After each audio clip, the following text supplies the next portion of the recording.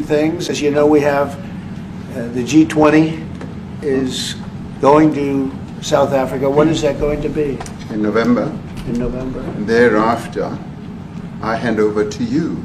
And yes, we have it next You year. originated the G20, so I'll hand over the baton to you, Right. and then you lead the That's G20 right. in the world. We're going to have it the following year. Yeah. So we'll be discussing many things, and some of the things you've been reading about in the papers and Yes. the media. And I would say that, look, the president is a truly respected man in many, many circles, and in some circles he's considered a little controversial. But we're going to be discussing some of the things that are taking place in South Africa and see if we can help. And we want to help. And we've had a long relationship with South Africa. I have, because indirectly I have so many friends that live there. I have a lot of friends. I mean, these are famous guys, but I have a lot of friends that live there that are tremendous people. And we'll be discussing that. We'll have a nice conversation. And I really appreciate that you guys came along. It really helps us in our thought process. But it is a great honor to have you, and I appreciate you called. He called. I don't know where he got my number, but I picked up. He said, "I want to come over and see you." And that was my honor, and thank you very much for being here. You're most welcome. Thank most you very welcome. much. Well, thank you very much for welcoming us to this reformed White House. I've been here before, and it looks really fantastic. I must congratulate you. Thank you. But I also thank you for allowing our delegation. This is a very mixed delegation that you've got. We've got people from government, my ministers. I've got someone from the trade union movement who we really collaborate with, and from business as well, and our sporting legends. When I spoke to you, you said, yes, come along and bring Gary Player, bring any else, and Retief Goosen. I've brought the two of them.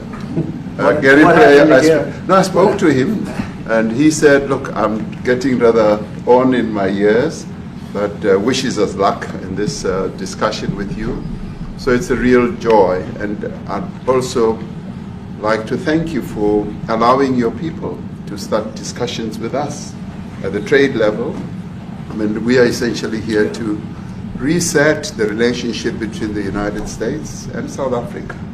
We are long-standing partners in many, many ways. We've collaborated in many fields, in space issues, in energy, and in trade, and we therefore need to reset that, particularly in the light of some of the announcements that you made on trade and investment. So we want to advance more trade between the two of us, two countries, and our people now have been empowered by yourself and by myself to start engaging, and we hope that we will be able to fuel that engagement during our talks. And we also want to discuss issues that have to do with how we promote further investments in both countries. We've got about 22 companies from South Africa that have invested in the U.S. That's creating a number of jobs. And similarly, you've got almost 600 companies that have invested in South Africa, and some of them have been in South Africa for more than 100 years. That's true. So our links are really long-lasting, and we would like to recalibrate those relations between our two countries and discuss a whole range of issues, geopolitical, the work that you're doing to bring peace around the world, in Ukraine and in the Middle East. So we value that, and we are also a great contributor to peace processes that are going on around the world. And of course, we want to discuss how we can support each other. You are a much bigger economy than we are. We're just a tiny economy, but we rely on each other on a number of issues. We've got critical minerals that you want to fuel the growth of your own economy and reindustrialize. So we have that on offer, including rare earth minerals. So all that combination of opportunity and the products that we buy from you, as well as what we sell to you, I believe makes up a really good and powerful relationship, which we need to strengthen, which we need to engender. And that is really what has brought us here. And we are really privileged to have great South Africans in the mix. As you said, you'd like to see them as well. And I brought you a really fantastic golf book. Weighs 14 kilograms. Oh, that sounds good. And it showcases the golf courses in our country. Johann Rupert wrote preface, so did Annie Els. And I want to showcase our golf courses. You might remember when I spoke to you and we spoke about golf, you said I should start practicing. And I've started practicing, President, so I'm ready. But let me end just the introductory remarks by thanking you. You may not recall that 5 years ago I spoke to you during the COVID period. Right. And it was at a time when the whole world was going through a really cathartic moment. Right. And we asked for assistance, and you were able to assist us with respirators, and you kept to your word, and you delivered respirators to us. We didn't have as many in our country, and it really helped to help us deal with COVID.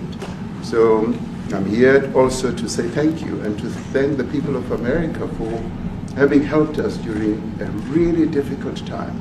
Being the small economy that we are, we needed help from around the world. And you were there to provide that. So thank you very much. I remember the call. Yeah. We sent 150 respirators. We became the respirator king. We started making them. Nobody had them. We had very few of them. That's right. But they were very helpful. But we sent 150, and I appreciated the letter. You wrote me a letter. And That's right. Yeah. Thank you. Yeah. I appreciate that very much. Thank you very much for that. It really touched my heart after I spoke to you and you delivered. So, Great honor. Thank you very much. Yeah. Any questions, please? Mr. President, we welcome white Afrikaner refugees here. Can you explain to Americans why it's appropriate to welcome white Afrikaners here when other refugees like Afghans, Venezuelans, Haitians have all had their protected status revoked? Well, this is a group, NBC, that is truly fake news. They ask a lot of questions in a very pointed way. They're not questions, they're statements. We've had tremendous complaints about Africa, about other countries too, from people. They say there's a lot of bad things going on in Africa, and that's what we're going to be discussing today. When you say we don't take others, all you have to do is take a look at the southern border. We let 21 million people come through our border, totally unchecked, totally unvetted. They came from all over the world.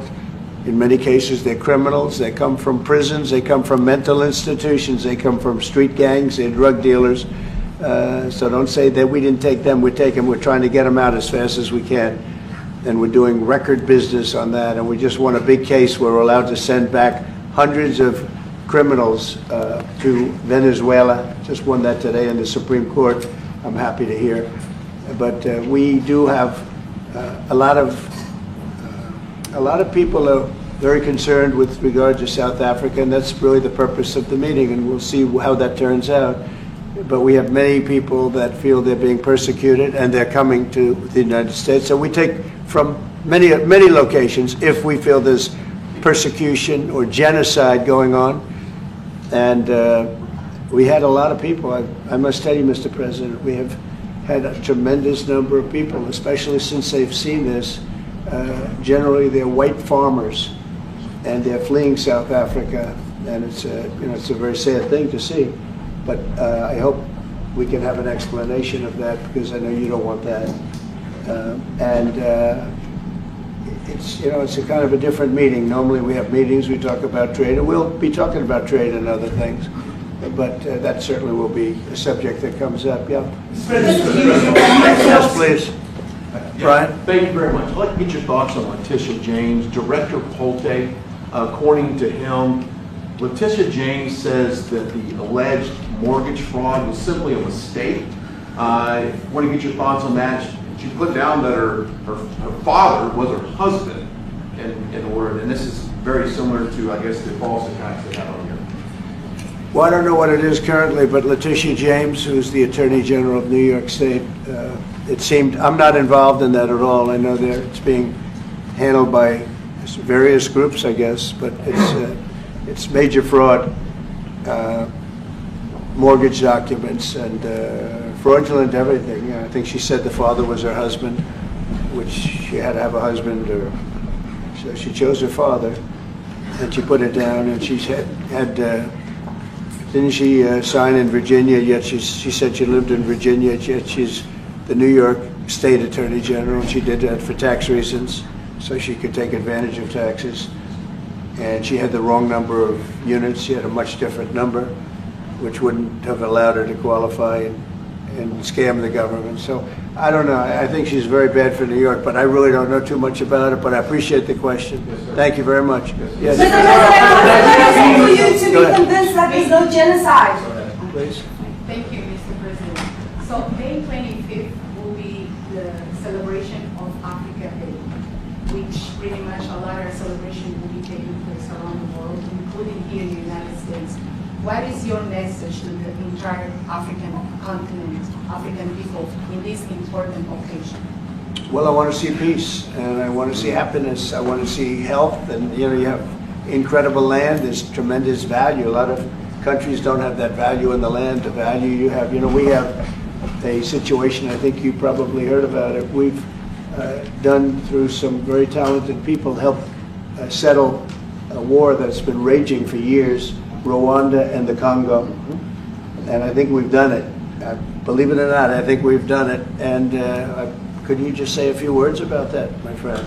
Yes. A couple of weeks ago, we signed. The two parties signed a declaration of principle, in which they agreed on the way forward, and they have both submitted draft peace agreements, and we have put together one that incorporates both of their suggestions, and we've given it to them. So we're in the process of finalizing Looking this. good, right? Looking very good. No, we have to thank you for even those efforts, because the African continent, particularly SADC, our Southern African Development Community, has for years been seeking to foster peace in the Democratic Republic of the Congo.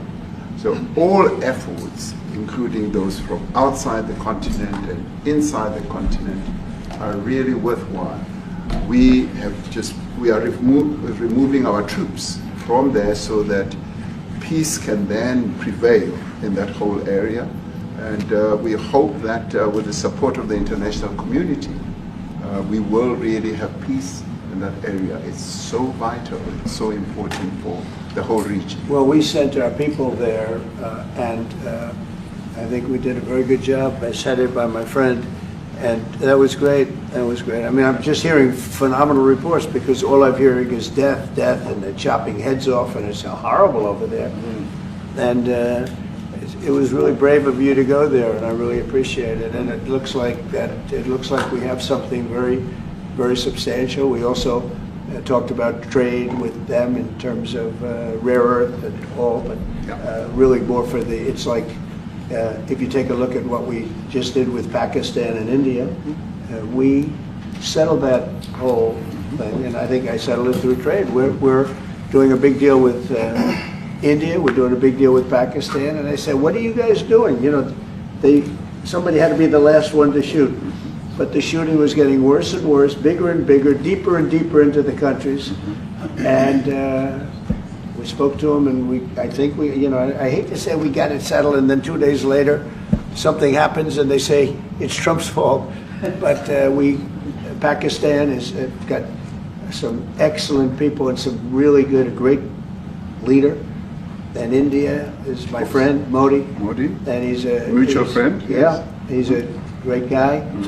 And I called them both, and we just did something good. We're trying to settle Russia, Ukraine. We spoke with President Putin for 2.5 hours the day before yesterday. I think we made a lot of progress, but that's a bloodbath. 5,000 people are being killed a week, 5,000 soldiers a week, not including people in cities and towns that are also being killed. So we're trying to help. And it doesn't affect us. It's not our people. It's not our soldiers. It's Ukraine and it's Russia. But if we can save 5,000 souls, we'll do it. We're pretty good at it.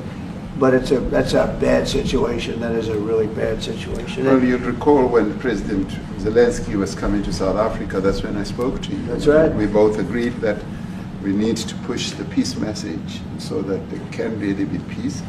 And we've been involved in the Ukraine-Russia conflict for quite a while. So my Minister of State Security here, we've been dealing with them, the exchange of children who were taken away, going through names and addresses and all that. So we've been invested in that whole process as well. And the moves that you're making are fully supported by us because we would like to see the end of that war. It's true. I called Zelensky, and they said, he's in South Africa. I said, what the hell is he doing in South Africa? He was talking to We us. got this straight. That's a strange one. I said, what are you doing in South Africa? Yes. That's a strange one. He's trying to make peace. Or we're He's doing taking something. him. You know, we were lucky because we had the great Nelson Mandela, who taught us how to create peace, to make peace. So we were imparting some of those lessons to him, some of those learnings, and I specifically mentioned to him that this is how Nelson Mandela taught us that when you want to have a peace in a country, do it on an unconditional basis and sit down and talk. And that's precisely what I'm sure he's going to heed. Well, we're going to see what happens with that one. It's there's a lot of hatred. Yeah. There's a lot of death. It's a bloodbath. It is. It is. I get the Unfortunately. I get the satellite pictures of that field, of that killing field. You never saw anything like it in your life. Yeah. It's horrible. It's a horrible thing that goes on, but I think we've made big progress. Yeah, please, go ahead. Thank you, Mr. President. No, not you. Right here. He's from South Africa. Go ahead, please. What are you expecting on the ICJ case? Are you expecting South Africa to drop that? Is that what you're trying to do? On which case? The ICJ The International case is Criminal Justice. International Criminal Court.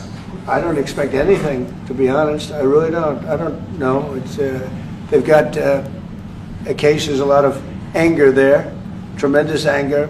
I don't expect anything. We'll see what happens. We'll have a ruling, and who knows what the ruling is going to mean.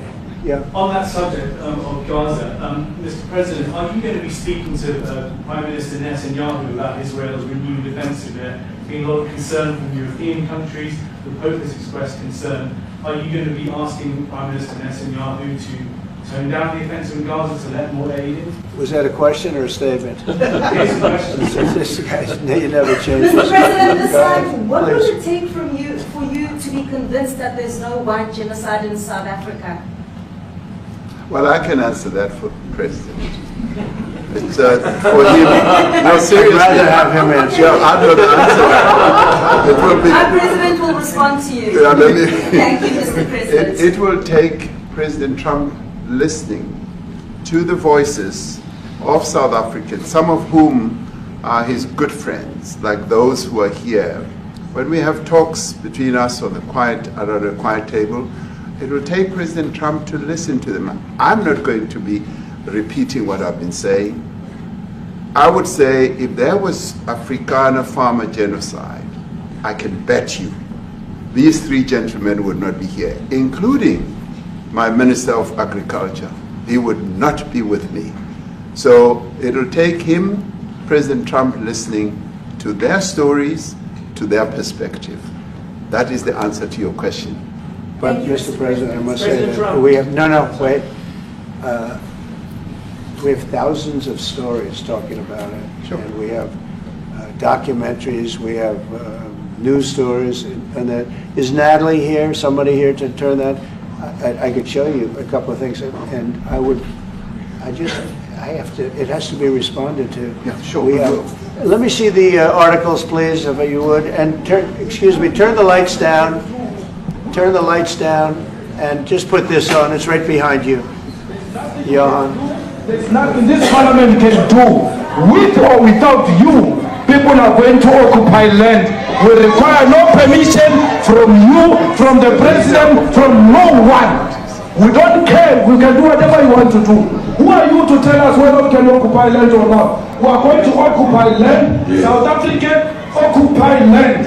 That's who we are. Honorable member, who can withdraw my membership from this useless parliament? Yes, honorable member. Must never be scared to kill.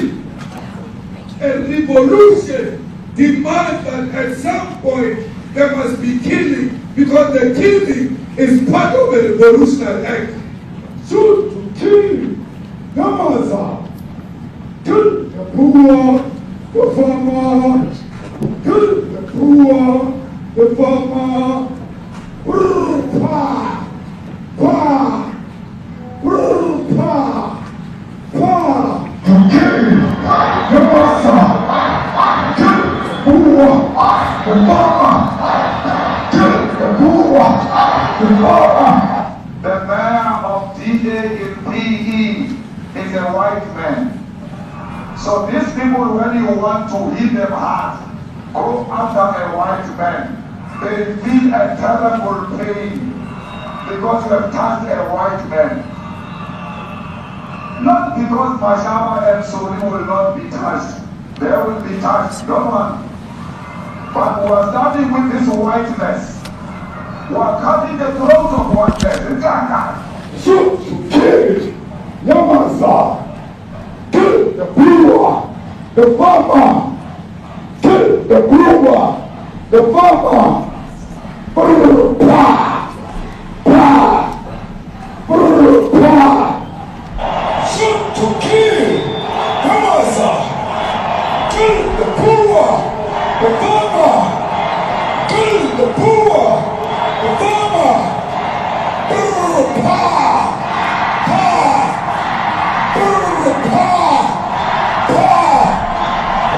I don't know what's going to happen in the future. I'm saying to you, we have not called for the killing of white people, at least for now. I can't guarantee the future. Yeah, but I mean, you'd understand somebody watching that, especially as it gets shared on Twitter. They freak out. It sounds like a genocide on Twitter.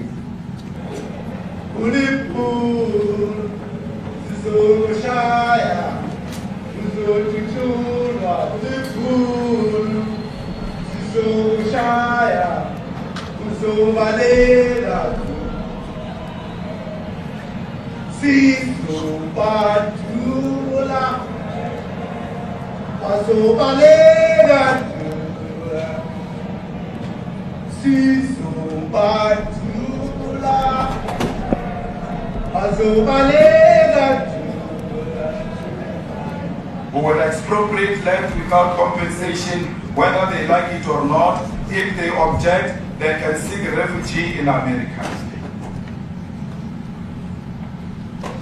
Now this is very bad. These are burial sites right here. Burial sites. Over 1,000 of white farmers, and those cars are lined up to pay love on a Sunday morning. Each one of those white things you see is a cross, and there's approximately 1,000 of them. They're all white farmers, the family of white farmers. And those cars aren't driving, they're stopped there to pay respects to their family member who was killed. And it's a terrible sight. I've never seen anything like it. Both sides of the road you have crosses.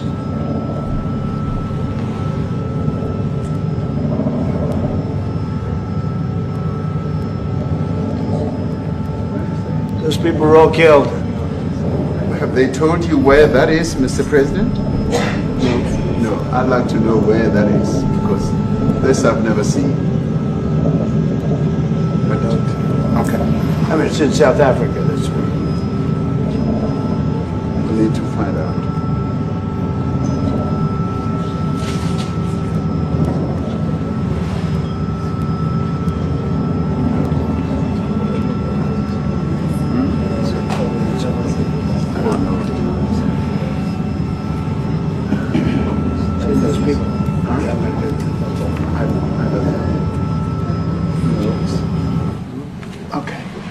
Mr. President, the Pentagon announced that it would be accepting a Qatari jet to be used as Air Force One. What are you talking about? The president What are you talking about? Respond. You know, Pentagon. You to get out of here. What does this have to do with the Qatar jet?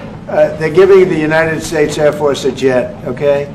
And it's a great thing. We're talking about a lot of other things. It's NBC trying to get off the subject of what you just saw. You are a real, you're a terrible reporter.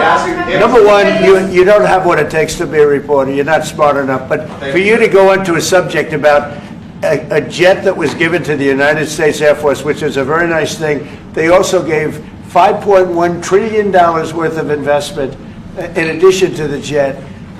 Go back, you ought to go back to your studio at NBC, because Brian Roberts and the people that run that place, they ought to be investigated. They are so terrible the way you run that network, and you're a disgrace. No more questions from you. Go ahead. Go ahead, talk about that. His name is Peter something. He's a terrible reporter. Quiet. That's my question now. Let's go. Thank you so much. President Trump, Anna Pilato from ENCA in South Africa. Thank you very much. Thank you very much, Steve. What would you like President Ramaphosa to do about the situation I that we've don't just know. seen on the screen? I don't know. Look, these are articles over the last few days. Death of people. Death. Horrible death. Death.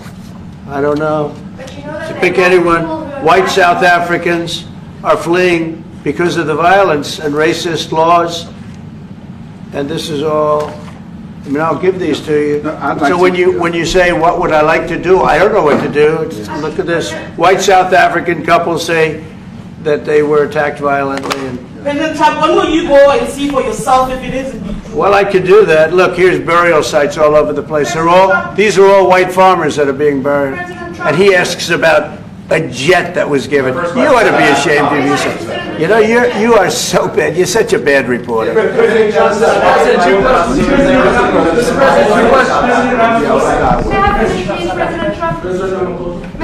This is one after another. This family was wiped out. I'm just looking. Can we get a report from President Ramaphosa, Your please? reaction to those videos, Mr. President? President Trump, would you... Well, I think the videos are so. No. When you look at the videos, I mean, how does it get worse? And these are people that are officials, and they're saying that kill the white farmer and take their land. That's what it was. And I have other friends in South Africa. I have people that left. One in particular that says you can't go there. He said they want to take your land. They take your land and they kill you. It's okay, and they say it's okay to do. Now we're going to talk about it. We're going to. But this is a tremendous look. This is a story recent. These are all people that recently got killed. Yeah. And I don't know how it can get any worse. These are and the men that you saw, the people that you saw in that movie, those are officials. Those are people that were in office. They had one march. They had a dance in your parliament, whatever you may call it, legislature. Well, let me clarify that. Yeah, let me clarify that, because what you saw, the speeches that were being made, one, that is not government policy. We have a multi-party democracy in South Africa that allows people to express themselves, political parties to adhere to various policies, and in many cases, or in some cases, those policies do not go along with government policy. Our government policy is completely against what he was saying, even in the parliament. And they're a small minority party, which is allowed to exist in terms of our constitution. But you do allow them to take land. No. You do allow them to take land. Nobody can take land. And then when they take the land, they kill the white farmer. And when they kill the white farmer, nothing happens to them. No, there is nothing happens to them. There is criminality in our country. People who do get killed, unfortunately through criminal activity, are not only white people. Majority of them are black people. And we have now The farmers are black. The farmers are not black. I don't say that's good or bad, but the farmers are not black. And the people that are being killed in large numbers, And you saw all those grave sites, and those are people that loved ones going, I guess on a Sunday morning, they told me, to pay respect to their loved ones that were killed. Their heads chopped off, they died violently. And, you know, I mean, we're here to talk about it, and I didn't know we'd get involved here, but I will say this, that if the news wasn't fake, like NBC, which is fake news, totally, one of the worst, ABC, NBC, CBS, horrible.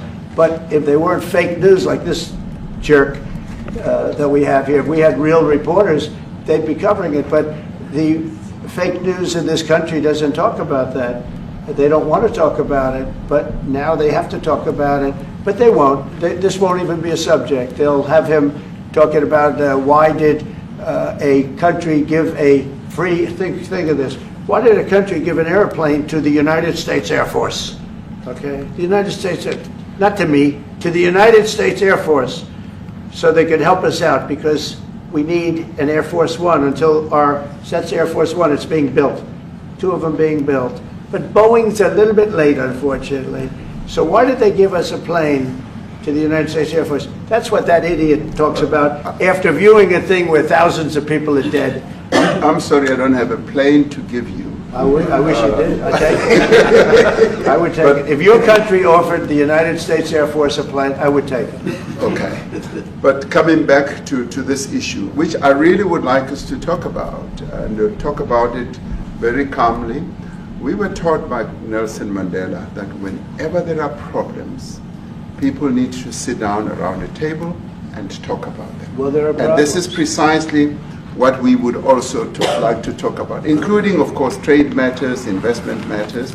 So the issues that concern you as the United States. Those are all recent. Those are all deaths. Yeah, in many ways, I mean, one should say you are a partner of South Africa, and you are raising concerns, and these are concerns that we are willing to talk to you about. Let me just add quickly, you know, the criminality that we are experiencing in our country needs quite a lot of technological capability. And in one of our areas in South Africa, we're using U.S. technology, which is able to, in many ways, identify where shootings are happening and all that. And I'd like to talk about that, because there is support that we can get from you as the United States to help us deal with all these acts of criminality. And that is what I believe partnership is all about. And we are here as a partner so that we can help each other whenever there are challenges. So I'd like us to discuss it, and of course outside of the media, so that we sit down and have a really good discussion that will lead to good outcomes. Are there any other further punitive measures that could be in place should you not be satisfied that South Africa is fixing some of the very bad things, in inverted commas, that you tweeted are happening? Well, there are a lot of bad things happening in many countries, but this in particular has been very, very bad, very bad. And because of we're going to have the whole world watching in another short period of time, because you have the G20, and that's a big deal. And it seems like, I mean, I want you to look good. I don't want you to look bad. Very good. But we have hundreds of people, thousands of people trying to come into our country because they feel they're going to be killed, and their land is going to be confiscated. And you do have laws that were passed that gives you the right to confiscate land for no payment. You can take away land for no payment. I want to clarify that, because we have a constitution. Our constitution guarantees and protects the sanctity of tenure of land ownership. And that constitution protects all South Africans with regard to land ownership. However, we do say, because we've got to deal with the past, the government, and as your government also has the right to expropriate land for public use. And you're doing that. And we've never really gotten underway with that. And we are going to be doing so. You're taking people's land away we have not. from them. And those people in many cases are being executed. Yeah. They're being executed.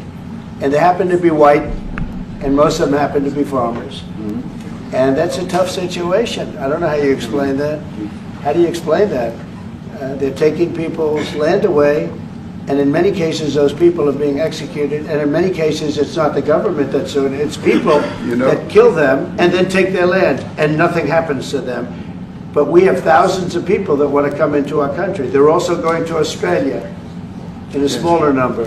But we have thousands of people that want to come into our country, and they're white farmers, and they feel that they're going to die in South Africa, and it's a bad thing. Yeah, please. What can South Africa do? What concessions would you like to see them make to improve relations with the United States? Then I have one more for President Ramaphosa afterwards. Well, you know, we just spoke about, I got them a very, very complex machine, 150 of them. I was asked by the president if he could help, and I did that. And, you know, I have great feeling for all countries. I deal with all countries. But I have a great feeling for South Africa because I have friends. I have a couple of friends, a few friends here today. I have many friends from South Africa, but many of those friends are not, they can't go back. I have, Elon is from South Africa. I don't want to get Elon involved. That's all I have to do, get him into another thing. But Elon happens to be from South Africa. This is what Elon wanted. He actually came here on a different subject, sending rockets to Mars, okay? Yes. He likes that better. He likes that subject better. That's right. But Elon is from South Africa, and I don't want to talk to him about that. I don't think it's fair to him. That's right. But I will say that people are fleeing South Africa for their own safety. Their land is being confiscated, and in many cases they're being killed. And that scene of, you see how many crosses they have. Those crosses, that's a dead person in every one of them. And those trucks or cars are paying their respects to all of those dead people on a Sunday morning. That's a rough thing to explain away. And the problem we have, and the way, you know, a correct and a fair media exposes things. But we have a very corrupt media. They won't even report this. If this were the other way around, it would be the biggest story. Now, I will say apartheid, terrible. That was the biggest story. That was reported all the time. This is sort of the opposite of apartheid. What's happening now is never reported. Nobody knows about it.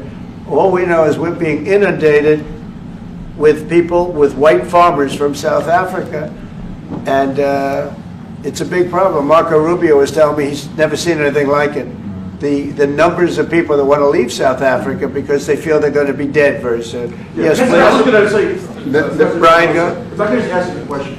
72% of farmers in your country are white. If they flee, do you feel that maybe the economy could collapse? You may not have a gap to fill in those people that need to replace those farmers. You know, I'd like my Minister of Agriculture, who is white, who comes from an opposition party to mine, who's joined my government at my invitation to address this very issue, including the question that you've just raised.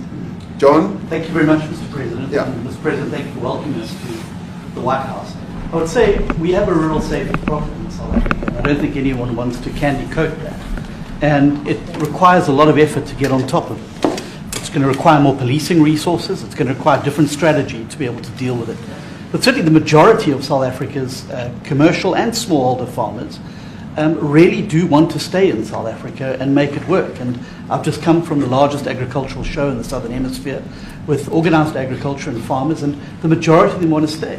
But they too there have a memorial to those who've died as a result of farm attacks. And as the Minister of Agriculture, it is something that I'm particularly exercised with my colleagues at police and my colleagues in the justice cluster to start making farm attacks and stock theft a priority crime. And it affects all farmers in South Africa, particularly stock theft. It has a disproportionate effect on smallholder black farmers. I also want to just say this, that the two individuals that are in that video that you've seen are both leaders of opposition minority parties in South Africa. Umkhonto we Sizwe under Mr. Zuma and the economic freedom fighters under Mr. Malema. Now the reason that my party, the Democratic Alliance, which has been an opposition party for over 30 years, chose to join hands with Mr. Ramaphosa's party was precisely to keep those people out of power. We cannot have those people sitting in the union buildings making decisions. And that is why after 30 years of us exchanging barbs across the floor in Parliament and trying to get one over on each other, we've decided to join hands precisely to keep that lot out of government. Because the day they get in to the doors of the union buildings in South Africa or control of our Parliament, that's what you're going to see. And that is why this government, working together, needs the support of our allies around the world so that we can strengthen our hand, grow our economy, and shut the door forever on that rabble getting through the doors of the union bodies, because then South Africa's future would be... So you denounced that type of language in the video that you saw? Oh yes, we've always done so. As government, as my own party, we are completely opposed to that. We, in 1955, adopted a document which said South Africa belongs to all who live in it. But why wouldn't you arrest that man? That man said, kill the white farmers, kill the white farmers. And then he danced, and he's dancing, and it's kill the white farmers. I'm not sure, but I think if somebody got up in Parliament and started saying kill a certain group of people, he would be arrested very quickly. That man is going all over South Africa, and that's not a small party. That was a stadium that holds 100,000 people, and I hardly saw an empty seat. That's a lot of people. That's a lot of representation. And those crosses, we have dead white people, dead white farmers, mostly. And you take a look at Australia, they're being inundated, and we're being inundated with people that want to get out. And their farm is valueless. It's valueless. And they just want to get out with their life. And this is a very serious situation. And if we had a real news or real press or media, we don't have that because they won't talk about this because they're all guys like that idiot. But if we had a real press, it would be exposed. And you know, the beauty of exposing it is it's like a cleansing action. When it gets exposed, it'll get fixed. That's when it'll get fixed. But people don't talk about it. And I'll tell you who's talking about the thousands of people that are fleeing South Africa right now. Will you discuss U.S. AID and the devastating impact the cuts are having across the African continent? You know, it's devastating, and hopefully a lot of people are going to start spending a lot of money.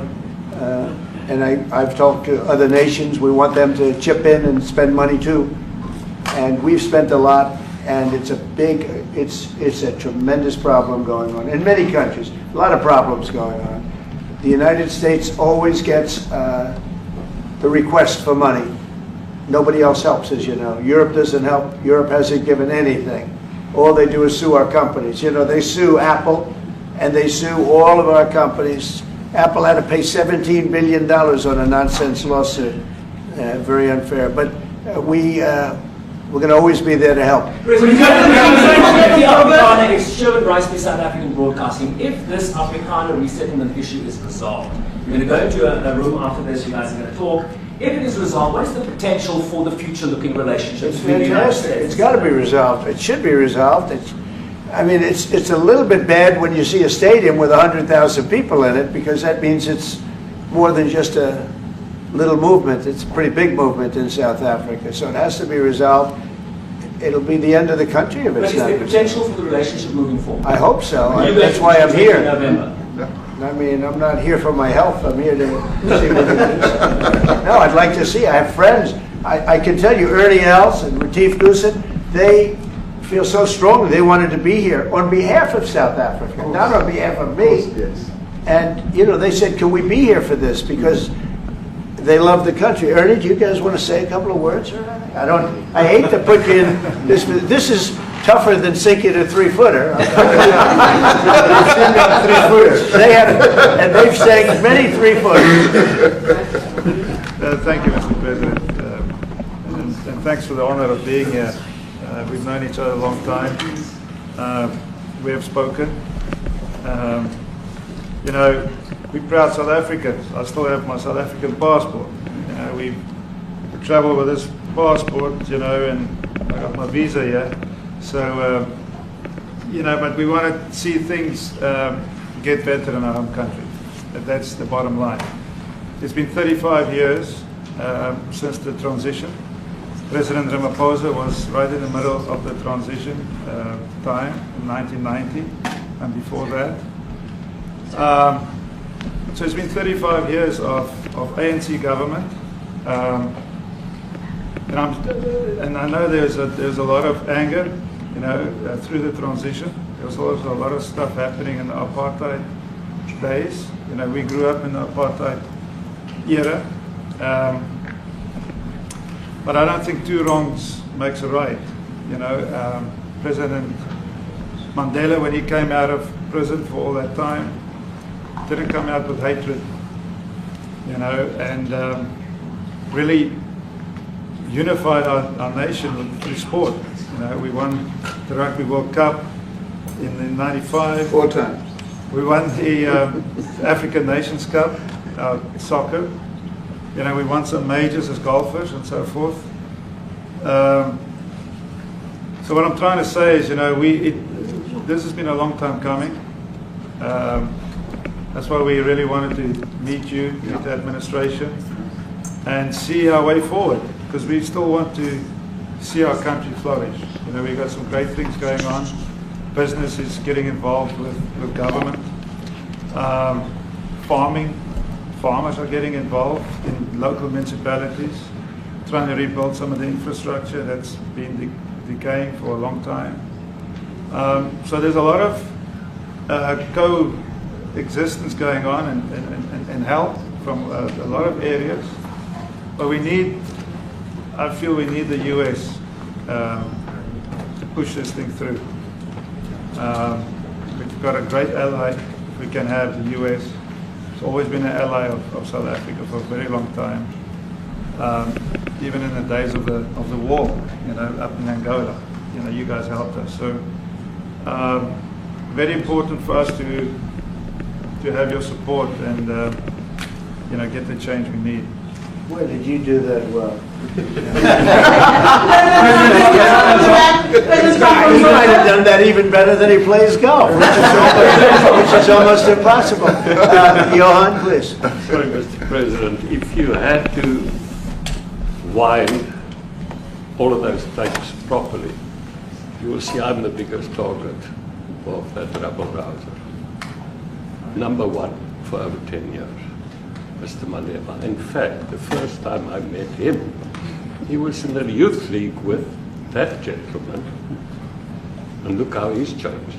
Right. We have too many deaths, but it's across the board. It's not only white farmers, it's across the board. And we need technological help.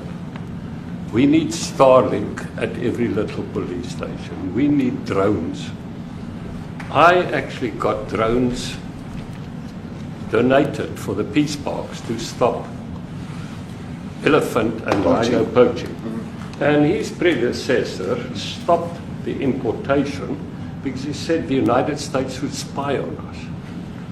I mean, U.S. basics, the ridicule. So if you can help us. Remember, sir, you and I lived in New York in the 70s. We never thought New York could be what it became. 2 commissioners, a tough mayor. We need your help to stop this awful killing. But it's across the board. Ernie is right now building a house in George. I'm building 3 cottages for my grandchildren on a farm outside Graaff-Reinet. I often go to bed without locking the door. And we have a serious problem with illegal aliens who stream across the border. And if you really look at our statistics, a lot of these murders, firstly it's unemployment and illegal aliens. And then I met Vice President Barnes many years ago, the Charlie Rose show. My wife loved the book. And she reminded me this morning that you emphasized the devastation that occurs when big companies leave towns and cities and there's a culture of dependency that develops. And I remember you discussing it. Now that's our problem. If we don't get our economy to grow, the culture of dependency and the lawlessness will increase. I've been against apartheid all my life, and I'm their #1 target. Please just Google my name and Malema. You'll see it, sir. He marched on the farm. But the crime is bad. The crime is terrible, sir, but Mr. Steenhuisen won't admit to it, but he runs the Western Cape, where I live. And the biggest murder rate is in the Cape Flats. Gangs. We've got gang warfare. Like your M33, whatever these guys. We've got equivalents there. But we need your help, sir. And we need Elon technology. Well, one of the real areas of support is really in investments. We've got to grow our economy, because through growing the economy, we're then able to create more jobs. Because crime really thrives where there is inequality and unemployment. And that is one of the reasons that has brought us here, to improve our investment relations, our trade relations, so that we can preserve the number of jobs that your companies have created in South Africa. By virtue of what we export to you, we are able to create up to 500,000 jobs in the auto industry, in the agricultural industry, and a number of other industries, mining, where we export things to you. And we also know that as South African companies invest here, you are also able to create jobs. So it's a mutually beneficial relationship. So our main real reason for being here is to foster trade and investment, so that we are able to grow our economy with your support, and so that we are also able to address all these societal problems, because criminality thrives when people are unemployed, when they have no other hope to eke out a living.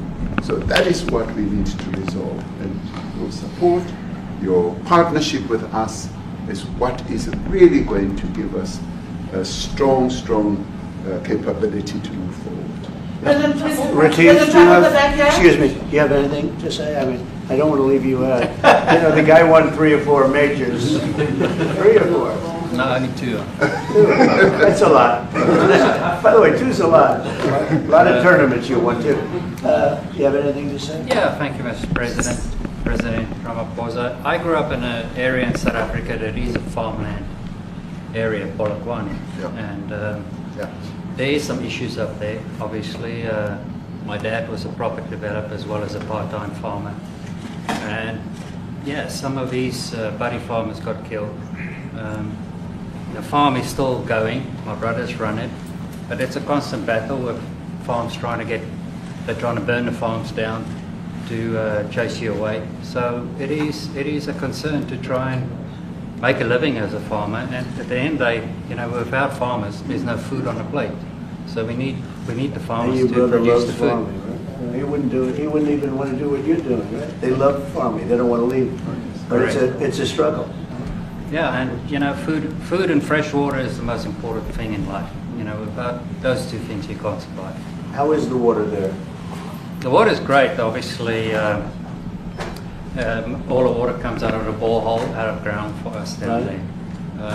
But yeah, it is a battle to get the water out sometimes when all the equipment gets stolen all the time that you're trying to get the water out. So does your family and your brother, do they feel safe on the farm? They live behind electric fences, you know, try and be at night safe. But it is constant whenever you leave that something could happen. And there's nowhere to live. You know, both of them has been attacked in their houses. My mom's been attacked in her house when she was 80. So it is difficult. But you know, the guys live a great life despite everything going on. Something. President Trump, I brought along the president of the largest trade union in our country, Ziggy Solosi, because she leads many, many workers, more than 1 million, 2 million workers. And maybe we should give her a chance to say something, because she's come all the way to join us. Thank you very much, Mr. President Trump, Thank you. for having us, and President, for extending the invitation to us as organized labor. And I must say that we are here to support the initiative that has been made by our government with business, of course, as organized labor. We've been coming to Washington on the AGOA trade relations in the previous regime.